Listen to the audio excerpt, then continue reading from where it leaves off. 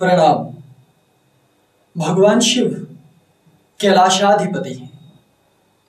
भगवान शिव गौरापति हैं।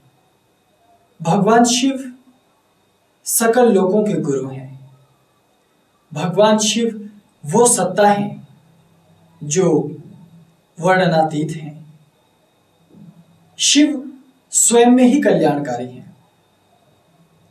अद्भुत छवि, अद्भुत ज्ञान, अद्भुत तेजस्विता, स्वयं इस सृष्टि के संचालक, नियंता और संहारकर्ता भी स्वयं शिव ही हैं। शिव के सिवा इस सृष्टि में दूसरा भला और कौन हो सकता है। शिव का नाम लेने से रोम रोम पुलकित होने लगता है।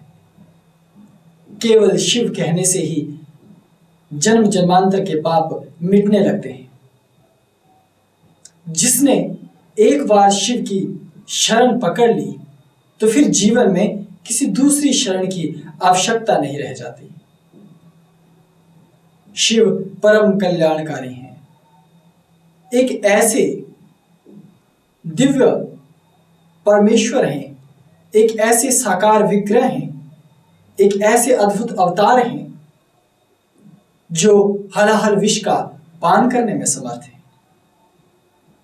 जब मनुष्य उन्हें दैहिक रूप में पुकारता है तो वो देहधारी हो जाते हैं। जब योगी उन्हें देह से उस पार निहारता है तो वो अजन्मा, अदृश्य, अनंत और सर्वव्यापक हो जाते हैं। स्थूल में भी वो हैं, सूक्ष्म में भी वो, प्रत्यक्ष में भी वो हैं और अप्रत्यक्ष में भी वो, परा में भी वो हैं और अपरा में भी वो, और सबके स्वामी भी वही हैं। और कहीं न कहीं सूक्ष्म चेतना के रूप में वो हमारे भीतर भी उपस्थित हैं। इसीलिए तो वो शिव हैं। सृष्टि में सर्वत्र शक्ति है और जहां जहां शक्ति है वहां वहां शिव अवश्य है। शिव अबाध है, शिव को रोका नहीं जा सकता। शिव परम स्वतंत्र हैं। उनकी स्वतंत्रता ऐसी है कि जिसमें त्रिभुवन में कोई बंदिश लगाने वाला नहीं। शिव अपनी स्वेच्छा से जन्म लेते हैं, अपनी स्वेच्छा से लुप्त हो जाते हैं और ऐसे ऐसे रूप धरते हैं कि यदि भक्त ने पुकार लिया तो उनके घर दास बनकर रह जाएं। यदि भक्त ने पुकार लिया तो सेवक बनकर द्वारपाल की भूमिका अदा करें। शिव वो हैं जो परम नृत्यकार हैं, नटराज हैं, जिनसे बड़ा नृत्यकार कोई हो ही नहीं सकता। शिव वो हैं जो सबसे बड़े गीतकार, संगीतकार और गायक हैं। बड़े से बड़े राग, बड़े से बड़ी विचित्र धुनें केवल शिव के डमरू में ही रहती हैं। वो डमरू जिसके बजने से अनेकों अनेक शावर मंत्रों की सहज ही उत्पत्ति हो जाती है। और शिव वो योद्धा हैं जिनके पास इस सृष्टि के सबसे ताकतवर अस्त्र और शस्त्र हैं। शिव वो हैं जिनके पास आगम निगम की गुप्त विद्याएं हैं। वही परम शिव इस सृष्टि का कल्याण करते हैं। इसीलिए कल्याणकारी होने के कारण ही उन्हें शिव कहा जाता है। इसलिए शिव में संकल्पमस्तु कहा जाता है। जगत गुरु शंकराचार्य ने तो गागर में सागर भर ली है। वो तो स्वयं भक्ति रस में डूबकर स्वयं कहते हैं कि शिवो अहम, शिवो अहम, कि शिव तो मैं हूं और मैं यदि शिव हूं तो फिर भला इस सृष्टि में शेष और रह ही क्या जाता है। क्योंकि शिव ही तो हैं जिन्होंने शक्ति को आत्मसात कर रखा है, जिन्होंने निरंकुश शक्ति पर भी अंकुश लगा रखा है। वो शक्ति जो क्षण भर में इस सृष्टि को लील सकती है, उस शक्ति को सुव्यवस्थित और नियंत्रित करने में केवल शिव ही हस्तक्षेप करने वाले हैं। जितने भी गुरु इस संसार में, इस ब्रह्मांड में अथवा इस धरा पर उपस्थित हैं, सूक्ष्म और प्रत्यक्ष दोनों, उन सबको ज्ञान देने वाले भी स्वयं शिव ही हैं। इसलिए साधक का यह बड़ा सौभाग्य होता है कि वो शिव की उपासना, शिव की पूजा करे। हजारों हजार युगों के बाद वो घड़ी आती है, एक ऐसी घड़ी जब एक प्रत्यक्ष गुरु प्रत्यक्ष शिष्यों के सामने इस साधना को संपन्न करवाता है। यदि तुम इस साधना को संपन्न करते हो तो यह तुम्हारे लिए बेहद गौरव का विषय होता है। और तुम्हें चाहिए कि जो भी तुम्हारा इष्ट गुरु हो, जिनको भी तुम अपना आराध्य गुरु मानते हो, सदगुरु मानते हो, उनके श्री चरणों में जाकर तुम शिवत्व प्राप्ति की दीक्षा अवश्य लो। शिवत्व प्राप्ति की साधना उनके श्री चरणों में बैठकर अवश्य करो। इस साधना के विषय में कहा जाता है कि यदि ये 7 प्रमुख नदियों के किनारे बैठकर साधना संपन्न की जाए तो बहुत जल्दी फलीभूत होती है, जिसमें गंगा नदी, चंद्रभागा नदी, विपाशा नदी जिसे व्यास नदी कहा जाता है, शतद्रु सतलुज नदी, इसी प्रकार से यमुना इत्यादि बहुत सारी ऐसी नदियां हैं जिनके किनारे बैठकर आप इस साधना को संपन्न कर सकते हैं, क्योंकि ये सभी हिमालय से जुड़ी हुई नदियां हैं।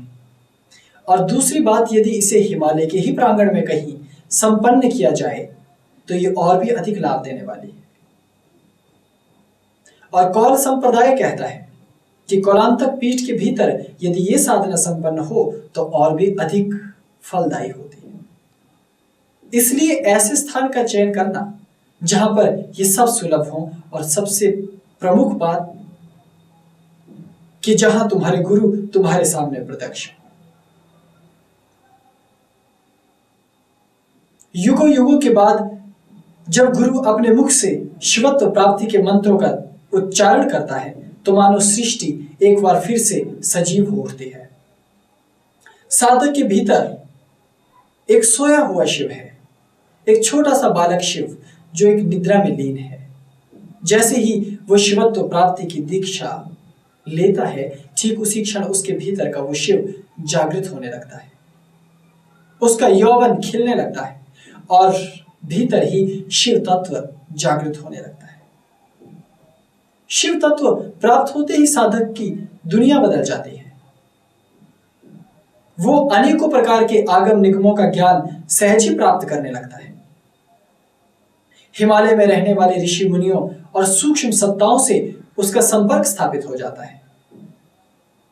ऐसे ही व्यक्ति को सिद्ध, गंधर्व अथवा गण कहा जाता है। ऐसा व्यक्ति शिव का साधक, शिव का ही गण कहलाता है।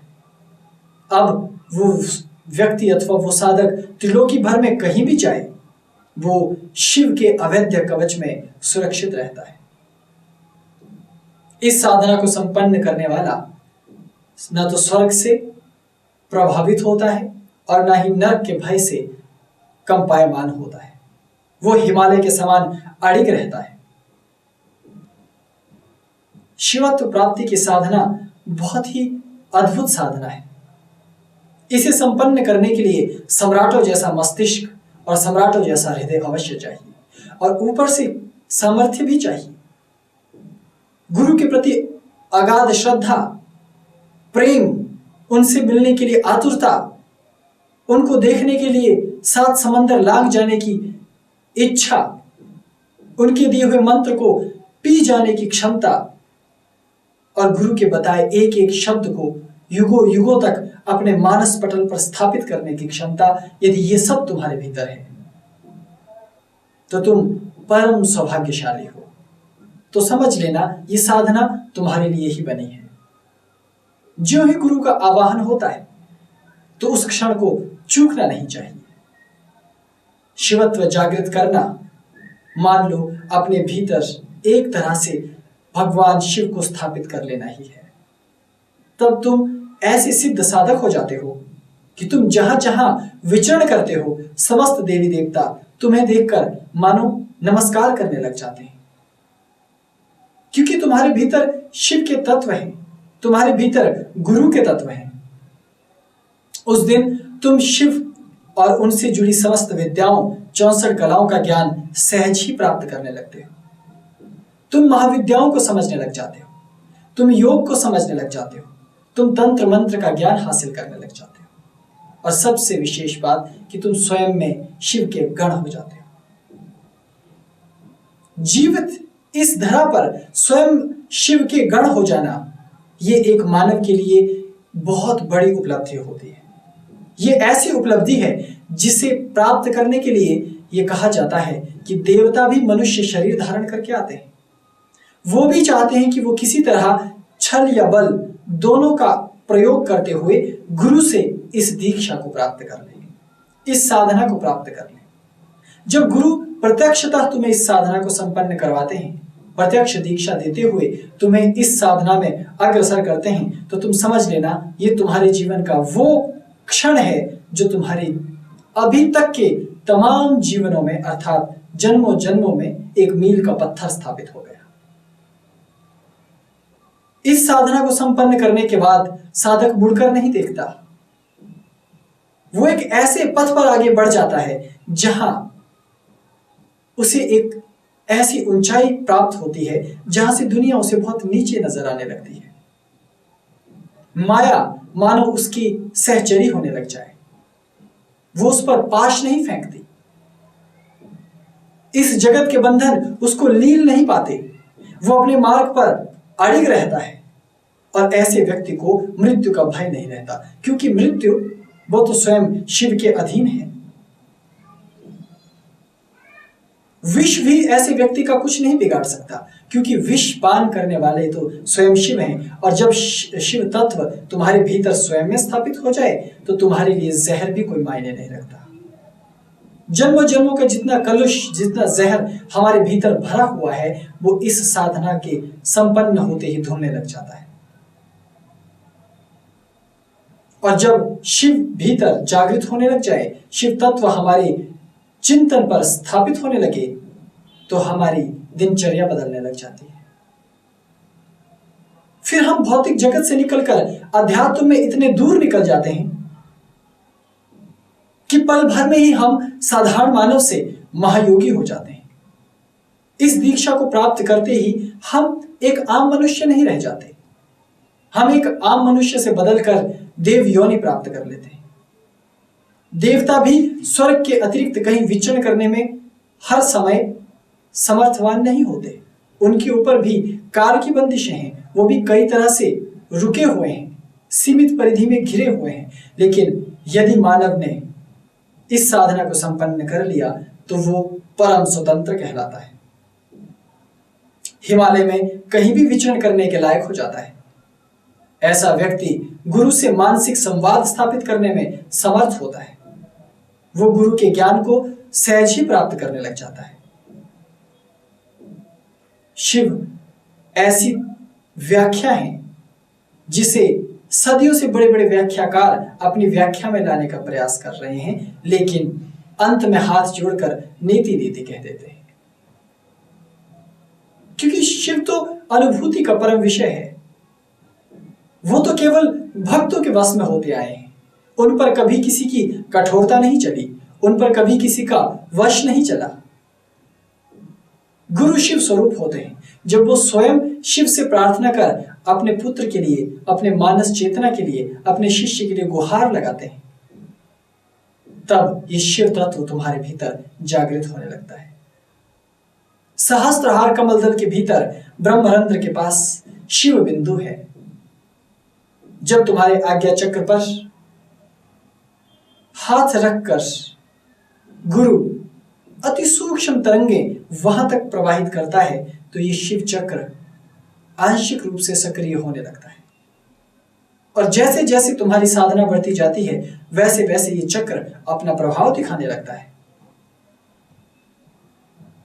इस दीक्षा को यदि तुम आज प्राप्त करके रखो, इस साधना के प्रथम सोपान को यदि तुम आज संपन्न कर रखो, तो इसके बाद तुम कोई साधना ना भी करो, तुम्हारी मृत्यु भी हो जाए, तो भी तुम आगे के जन्मों में शिव पुत्र ही रहोगे। तुम्हारे भीतर शिव की साधना का आकर्षण सहज ही रहेगा और तुम स्वतः इन साधनाओं को संपन्न करते हुए अपनी पूर्णता को प्राप्त हो सकोगे। इसलिए शिव तत्व प्राप्त करने के लिए हर संभव चेष्टा जीवन में करनी चाहिए। शिवत्व की साधना प्राप्त करने के लिए तुम्हें सदा प्रयासरत रहना चाहिए। शिवत्व की साधना हिमालयों में संपन्न होती है, पर्वतीय क्षेत्रों में संपन्न होती है। एक बार तुम उस स्थान पर जाकर प्रथम चरण को ग्रहण कर लो, और जैसे ही तुम ये दीक्षा और साधना और इसके दिव्य मंत्र प्राप्त कर लेते हो, फिर तुम परम स्वतंत्र हो। फिर तुम सृष्टि के किसी भी कोने में जाकर इस साधना को संपन्न कर सकते हो और प्रतिक्षण शिव को आत्मसात करते हुए हर क्षण उनकी अनुभूति कर सकते हो। ऐसा अनुभव होने लगता है कि मानो शिव हर क्षण व्यक्ति के साथ चल रहे हो, पग पग पर व्यक्ति का मार्गदर्शन कर रहे हो। हर पल शिव पुत्र के समान तुम्हारी रक्षा करने लग जाते हैं। इसलिए ये अद्भुत साधना देवताओं को भी दुर्लभ है। देवानाम भी दुर्लभम। इस दीक्षा के दिव्य यंत्र की व्याख्या, इस साधना के दिव्य यंत्र का स्वरूप केवल गुरुगम्य है, उसे हम लिखकर आपको नहीं बता सकते। ये साधना सदियों से परंपरानुगत आगे बढ़ती रही है। गुरु इसे अपने शिष्यों को प्रत्यक्षता देते हैं, अपने पास बिठाकर इस साधना को संपन्न करवाते हैं। और यदि शिष्य में पात्रता हो, शिष्य में उत्कंठा हो, तो ये क्षण उसके लिए बहुत अद्भुत और नैसर्गिक क्षण होता है। लेकिन याद रहे, ये साधना प्राप्त करना इतना सहज नहीं होता। इसे प्राप्त करने में बेहद कठिनाइयां हैं, बड़ी जटिलता है। वैसे तो सभी साधनाएं प्राप्त करना आसान काम नहीं होता। हमारे पूर्व जन्म के दुष्कर्म, हमारे पाप सदा साधना मार्ग में अड़चन बनकर आते हैं। कोई ना कोई मुसीबत, कोई ना कोई समस्या खड़ी हो जाती है। वो हमें गुरु तक नहीं पहुंचने देती, वो हमें इस साधना को संपन्न नहीं करने देती। कई बार तो परिवार भी आड़े आ जाता है, समाज भी आड़े आ जाता है, कार्य व्यवसाय भी आड़े आ जाता है, और भी न जाने कितनी चीजें हैं जो स्वास्थ्य से लेकर मनोदशा तक हैं और अविश्वास तक हैं। इस कारण हम शिवत्व प्राप्ति की साधनाओं को या अन्य साधनाओं को भी प्राप्त नहीं कर पाते। लेकिन फिर भी हमें उदास नहीं होना चाहिए। इस साधना की प्राप्ति के लिए शिव की ही उपासना करके शिव से ही प्रार्थना करनी चाहिए। तो ओम नमः शिवाय मंत्र का जाप करते हुए या ओम ह्रौम जूम सह मंत्र का जाप करते हुए भगवान शिव से प्रार्थना करनी चाहिए कि हे भगवान शिव, जीवन में हमें ऐसा गुरु और ऐसी साधना अवश्य मिले ताकि हम इस शिवत्व को प्राप्त कर सीधे आपसे जुड़कर आपके गण हो सके।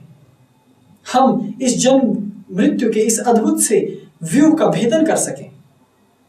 हम इस कलिकाल में रहते हुए भी सत्युग को अनुभव कर सकें और हमारे हृदय में इस घोर कलयुग में भी सत्युग स्वयं में स्थापित हो जाए।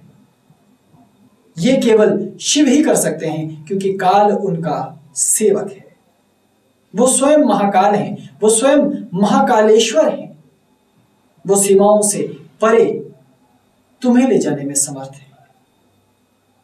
ऐसे में ये मील का पत्थर है।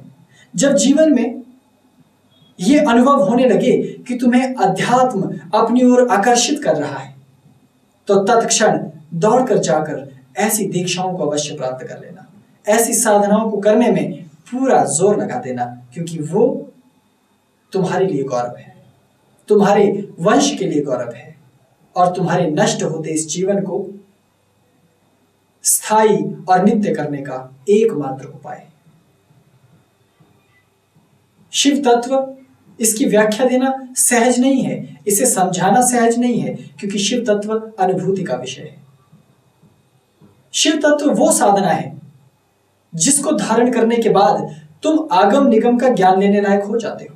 अभी अगर तुम एक साधारण प्राणायाम भी करते हो तो उसका अधिक फल नहीं मिलेगा, वो केवल दैहिक अभ्यास बनकर रह जाएगा। हाँ, ये जरूर हो सकता है कि तुम अनुलोम विलोम, कपालभाति या फिर मूर्छा प्राणायाम अथवा खंड प्राणायाम, इस प्रकार से कोई भी प्राणायाम साधो तो वो तुम्हें मानसिक रूप पर अथवा शारीरिक रूप पर कुछ लाभ पहुंचाने में समर्थवान हो, तुम्हें मानसिक शांति दे, तुम्हें रोग मुक्त रखे, लेकिन कुंडलिनी जागरण में वो तुम्हारी सहायता नहीं कर पाएगा।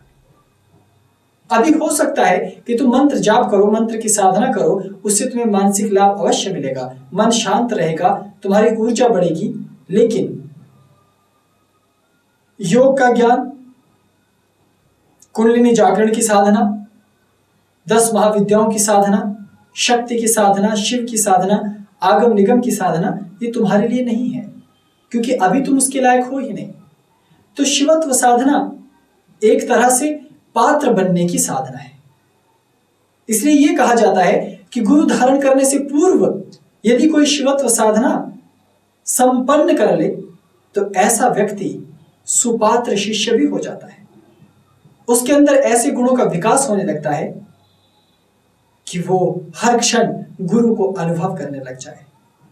वो गुरु से जुड़ जाता है, हृदय से जुड़ जाता है। तब गुरु और शिष्य के मध्य वो अद्भुत सूक्ष्म संप्रेषण होने लगता है जो विज्ञान की व्याख्या से परे है, जो तर्कशीलों की तर्क से परे है। वहां तर्क नहीं चलता, वो अतर्कीय है। वहां बुद्धि नहीं जाती, वो बुद्धि से परे। वहां चेतना ही पहुंच सकती है। इसलिए ये कार्य केवल परमहंसों का, परम चेतनवान पुरुषों का है। और कली काल में ऐसा हो जाए तो हम स्वयं में शिव हो जाते हैं। हमारे शरीर का रोम रोम, हमारे प्राणों का रोम रोम और हमारी हर एक श्वास शिवमय हो जाए, हमारे जीवन का हर क्षण शिवमय हो जाए, यही साधना शिवत्व की साधना है। अध्यात्म की शुरुआत करने का सबसे अच्छा तरीका है कि तुम गुरु के पास जाकर सबसे पहले इस साधना को सीखो और इस साधना को संपन्न करो। गुप्त कुल की और सिद्ध कुल की इस साधना के विषय में जितना कहा जाए वो कम ही प्रतीत होता है। ये सूर्य को दिया दिखाने के समान है। लेकिन इस साधना का इतना तेज है कि समस्त क्षितिमंडल में, भूमंडल पर जितने भी ऋषि मुनि हुए हैं लगभग सभी ने शिवत्व को धारण कर रखा है। यहां तक कि भगवान श्री नारायण, जिनका नाम लेने से ही समस्त लोक लोकांतर शुभ होने लग जाते हैं, हम उनके उत्तराधिकारी बनने लग जाते हैं, ऐसे श्री नारायण के हृदय में भी शिव तत्व स्वयं में विद्यमान है। इसलिए वो रास रचते हैं, इसलिए वो बंसी बजाते हैं, इसलिए वो योग करते हैं, इसलिए वो योगी राज हैं। उनके भीतर शिव तत्व है। इसलिए भगवान श्री कृष्ण अपमान पीने की क्षमता रखते हैं। शिशुपाल गालियां दे रहा है लेकिन वो खामोश रहते हैं। दुर्योधन उनका अपमान करता है लेकिन वो तब भी जब तक सीमाएं हैं तब तक शांत बने रहते हैं।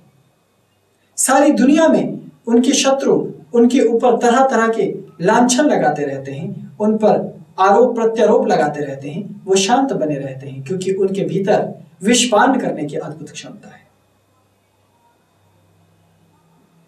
वो सदा किसी न किसी दुख से दुखी रहे, हमेशा किसी न किसी कार्य में जुटे रहे, लेकिन सदा सबके आराध्य, सबके प्रिय और मनमोहक रहे क्योंकि उनके भीतर शिव तत्व था जो उन्होंने गुरु सांदीपनी से प्राप्त किया था।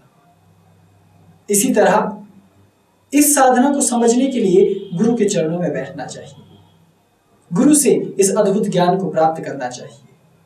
अगर तुम अपने जीवन में इस साधना को संपन्न कर पाओ तो ये समझ लेना कि तुमने एक ऐसा मील का पत्थर रख दिया जहां से पीछे के जितने जीवन हैं अब उन्हें भूल जाना ही बेहतर होगा। उस मील के पत्थर के बाद तुम्हारा वो जीवन शुरू होता है जिसकी व्याख्या अभी मेरे पास भी नहीं। उम्मीद करता हूं कि आप एक योग्य गुरु तलाश कर आप इस साधना को संपन्न करेंगे। आज ही अपने गुरु के पास जाकर इस साधना को संपन्न करने का प्रयास करेंगे और अध्यात्म की आगे की यात्रा दिव्य परमहंसों की भांति शुरू कर देंगे। तब आपके मानस पटल पर जो मानसरोवर जैसी झील है और वहां जो दिव्य कैलाश है उस पर सदा निवास करने वाले शिव आपको अनुभव में आने लगेंगे। तब किसी बाह्य कैलाश मानसरोवर की यात्रा की आवश्यकता नहीं, तब किसी बाह्य कैलाश पर्वत की जरूरत नहीं। तुम स्वयं में मानसरोवर, स्वयं में कैलाश पर्वत हो जाओगे। ये जीवन का परम सुख, परम सौभाग्य है। ओम नमः शिवाय।